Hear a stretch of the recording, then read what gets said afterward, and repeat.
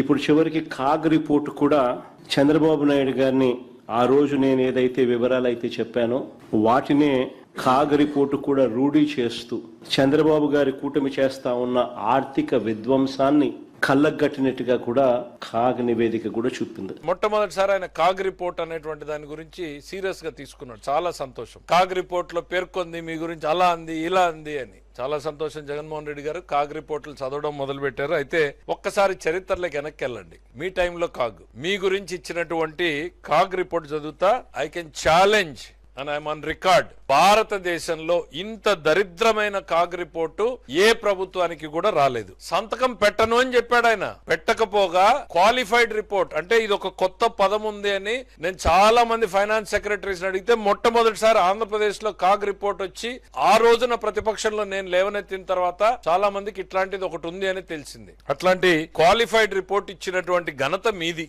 మీ ప్రభుత్వం. ఏమని చెప్పాడు ఆయన? దాదాపు 48,000 కోట్లు 48,284 కోట్ల రూపాయల గురించి అసలు అకౌంట్స్ అనేటువంటివి నాకు చూపించబడలేదు. దాని గురించి ఇంకా మాట్లాడతాడు. ఒకే ఒక 2 లైన్లు చదివి వినిపిస్తాను. In my view these material account entries were affected through back end of the CFMS system without any valid rational and necessary documentation bypassing the treasury system which were in violation of the treasury code and IT controls.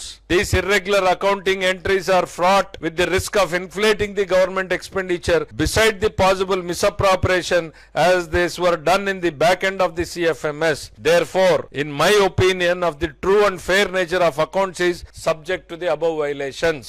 అసలు 48,000 కోట్ల రూపాయలకు సంబంధించినటువంటి ఎంట్రీలని British కాలం నుంచి established treasury proceedings ని కాదని back end లో CFMS కంప్యూటర్లకు enter చేయబడ్డాయి. దీనికి నేనేం చేయజాలను, దీనికి సంబంధించినంత వరకు నేను చాలా క్వాలిఫైడ్ రిపోర్ట్ ఇస్తున్నాను అని మాట్లాడాడు. మీరు ఇవాళ కాగ్ రిపోర్ట్ల గురించి కాగ్ రిపోర్ట్లు ఏదో ఎత్తి చూపించింది అనేటువంటిది. ఎస్, కాగ్ ఉన్నదే ప్రభుత్వంలో జరిగేటువంటి పొరపాట్లను లోటుపాట్లను ఎత్తి చూపించడానికి, భవిష్యత్తులో జరగకుండా సరిదిద్దనని. కానీ ఇంత ఘన చరిత్ర మాత్రం, మీ అంత ఘన చరిత్ర మీ ప్రభుత్వంలో సాధించినటువంటి ఆర్థిక విధ్వంసానికి ఇంతకన్నా ప్రత్యక్ష సాక్ష్యం నేను అక్కర్లేదనుకుంటా. చరిత్రను గుర్తు చేస్తా ఉన్నా. ఆ రోజు గవర్నర్ దగ్గరికి వెళ్ళి నేను దీని మీద రిప్రజెంటేషన్ చేయడం, ఆ తర్వాత గవర్నర్ ని మీరు ఏ రకంగా రాష్ట్ర ప్రభుత్వం తీసుకున్నటువంటి అప్పులకి బాధ్యుడిని చేసినట్టుగా ఆయన మీద కూడా కోర్టు కేసు వేయొచ్చు అనేటువంటి విధానాన్ని గుర్తు చేయడం, ఆ తర్వాత గవర్నర్ గారు మీ చీఫ్ సెక్రటరీని పిలవడం, చీవాట్లు పెట్టడం, ఆ తర్వాత అగ్రిమెంట్లు సరిచేయడం, ఇవన్నీ